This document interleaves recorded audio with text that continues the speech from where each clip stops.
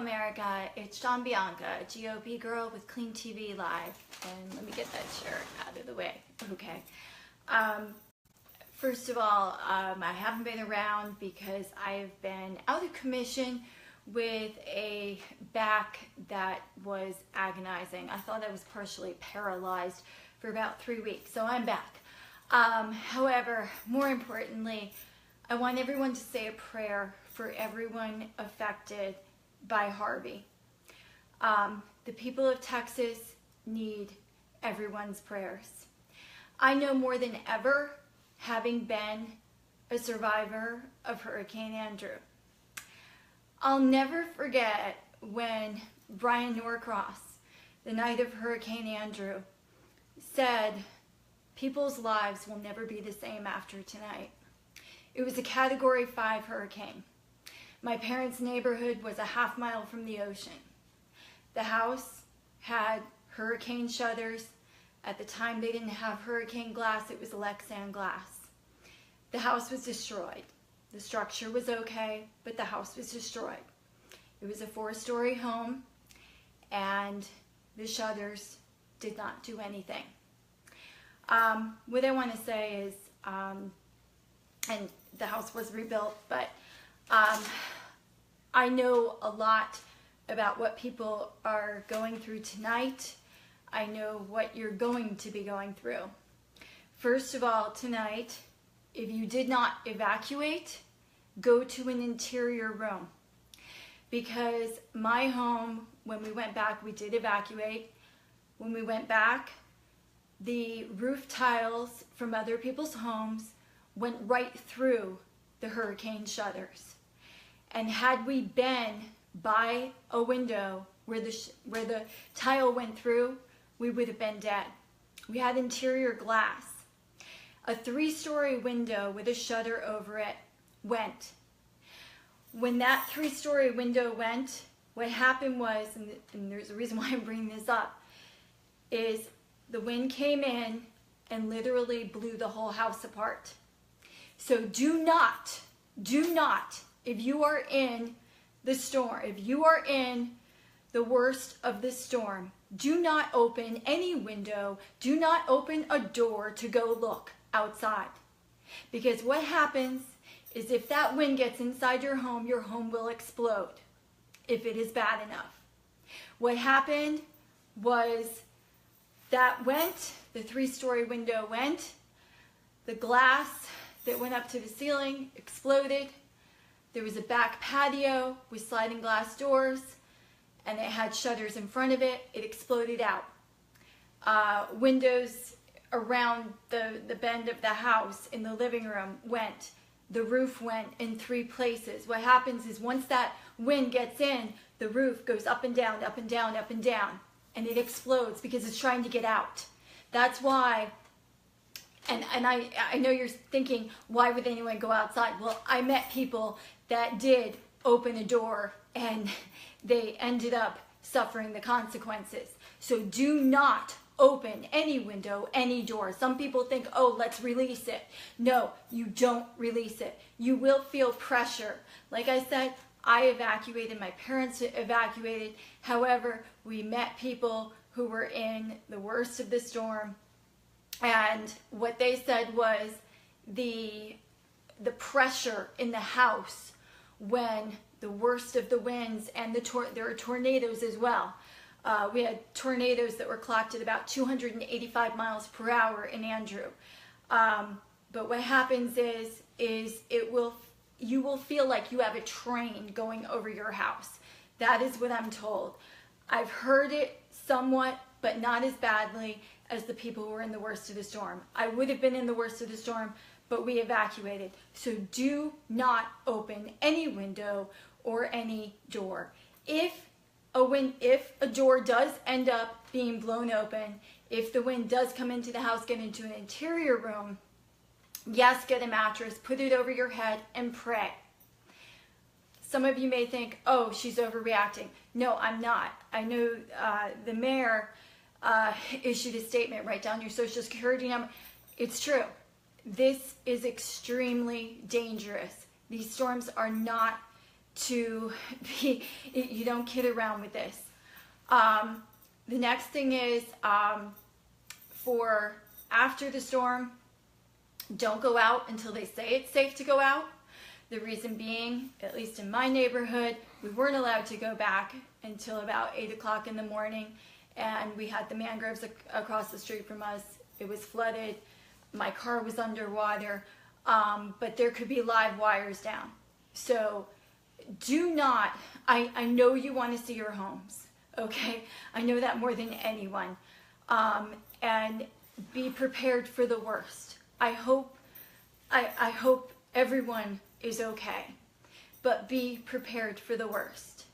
When I went back to my home, I entered my home through my living room window over a shutter that had exploded. There were coffee tables that were thrown around the room. It looked like a hurricane went through it. There were dishes that flew out of the cabinets. There were pictures that had been on the wall in the 4th story of our home that ended up in the kitchen. It's absolutely horrific. You just be prepared. For those of you that have evacuated, when you go back to your homes, just pray. Sorry about the dogs. Just pray and be prepared. Now I want to tell you about what happens after a hurricane. Because when you've been hit and you've gone through hell and you go back to your home that has been partially or completely destroyed by a storm, you will then have the wrath of the insurance companies. Okay, what my parents' insurance company, and it was a big one, what they put my parents through and other people in our neighborhood was probably worse than the storm. What I want to tell you is I want to give you some advice, okay? First of all, do not throw anything away, because if you throw things away, you won't have proof. And I seriously doubt everyone has kept receipts for your lifetime possessions. So do not throw anything away. Secondly, when you go into your home, if you have carpeting, and if you've been flooded, or if you've had the rain come into your home, you're going to end up with a serious mold issue. The way to at least stop it from being any worse than it is, or prevent your clothes from molding until you can get out of the house, is you need to cut the carpeting out, okay? I ended up, at the time, my boyfriend helped, my parents, and any wall-to-wall carpeting, we had knives, we cut out, and we threw out the window, throughout the windows or the back door. That's very, very important, because if you have that carpeting, because you're not going to have electricity, okay?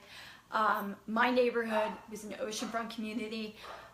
It was actually one of the most exclusive communities in Coral Gables, Florida, that was not shown so much on the news. However, it was protected by the National Guard, and that's another thing. Always have your ID, because if you have the National Guard in your neighborhood and you want to get back into your neighborhood and you've left, or you're in your home doing work, trying to evacuate, you want to have your ID, because they will draw their guns and they will ask for ID. You need to have that. But yes, you want to get the carpeting out, because the mold is going to spread like wildfire.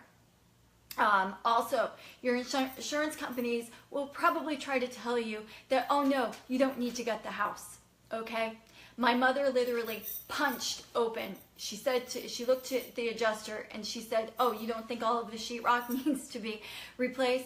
She went like that, easily punched her fist through a wall, and obviously the sheetrock crumbled and there was black mold behind. Next, have a gun, because you will have looters. Very important. We were lucky. We had the National Guard in their neighborhood. If you're not lucky enough to have the National Guard guard your neighborhood, you need a gun, because there will be looters. funny enough and pathetically enough, in my neighborhood, a doctor, a lawyer, and a veterinarian all rented an airboat to loot the multi-million-dollar homes that were on the ocean front in my neighborhood. So have a gun. As soon as you get back to your home and you know that your home is not livable, you need to make arrangements, get a hotel, get a lease. Your insurance companies, I don't know what it is now, but I know at the time you were allowed a percentage of whatever your mortgage was, or if you owned your home outright, you were allowed a certain percentage. There was an older couple, an elderly couple that lived on the ocean front. They were actually, they were from a very influential family at one point, and they were told by an insurance company that they needed to stay in their home. So they stayed in their home with mold and suffered until my mother told them, you don't have to be doing this. They lived in about a $4 or $5 million home. They should have been able to easily rent a home for about $30,000 to $40,000. So at any rate, definitely do your homework. Look at your policy ASAP, know what you're allowed. You're allowed additional living expenses. So yes, every single meal that you go out for, if there are any restaurants with power, or any food that you buy, you are allowed to, that's additional living expenses. And you need to document all food that you lost. As for your pets, you know, the best thing I can say is, you know, if you have a cooler, if you can get your hands on ice, ice them down. But you need to get other living arrangements. Again, I cannot stress enough, do not throw anything away. Take pictures. Take lots and lots of pictures. Because as I said, the hurricane is going to be a night of hell, but the insurance companies, they don't want to pay you. And most insurance companies. Now, there were some people that were lucky, and they didn't even suffer from the hurricane all that much. When I lived in Coral Gables, I remember I went into an ice cream shop, and the kid working said, oh my gosh, this hurricane was great. We didn't even have a satellite dish, but the insurance agent came and he said, oh, I can only give you $5,000 for that satellite dish. So maybe insurance companies aren't that giving, all of them or some of them. I know ours certainly wasn't. We had to fight for every nickel and dime that we got, and my parents did not do well. At any rate, just document, take pictures, and just say your prayers. And you know what? This is going to be tough on your families. It's going to be stressful. It's going to be, if you are hit by the worst of this, and if your home is destroyed or partially destroyed, I'm going to be honest with you. It's going to be one of the most trying times of your life. But somehow we all get through these things. And you will too. Anyway, I think I covered everything. Oh, one other thing. Definitely, if you have a car that's destroyed and it had a lot of water damage, you need to fight for them to total it, okay? I had a car which had the mangroves in it. It had roof tiles go through the trunk. It had the water up to the ceiling of the car, and the insurance company actually wanted to save the car. It was a police officer that said to the insurance adjuster, when at first he was trying to see if he was a looter, although I don't know how he would have taken the car, he said, excuse me, you know, what are you doing here looking at this car? And he said, oh, I'm the adjuster, and I'm trying to figure out if I should save this car. And the police officer said, total this person's car. I mean, you know, it's salt water damage, and look, if it's gotten water up to the engine, it's done, okay? My car was totaled, but a few years ago, I ended up being flooded in a street where I live now, and in downtown West Palm Beach, and that car was a nightmare. It stopped in the middle of major highways, and you do not want a car that's been through a flood, okay? So fight to the death for a new car. I think that covers everything. Anyway, I feel for everyone who's affected by this, for those that are in the path of the storm, for those that have family members that are in the path of the storm. My thoughts and prayers are with you. And just quickly, I'll be doing my videos again. Obviously, I have a lot to say. Disappointed with Steve Bannon being ousted and his leaving, but I think he'll be a lot more effective on the outside. And I don't just mean for Trump. I mean for we the people that voted for Trump in keeping him accountable. Also, good things, Sheriff Arpaio, he was pardoned. Obviously, that's a great thing. The president did it during this hurricane, so maybe not everyone will notice that wasn't too happy about it. Anyway, thank you so much for watching. Again, my thoughts and prayers are with you. Take care and good night. Until next time, this is Bianca, GOP Girl with Clean TV Live. Bye-bye.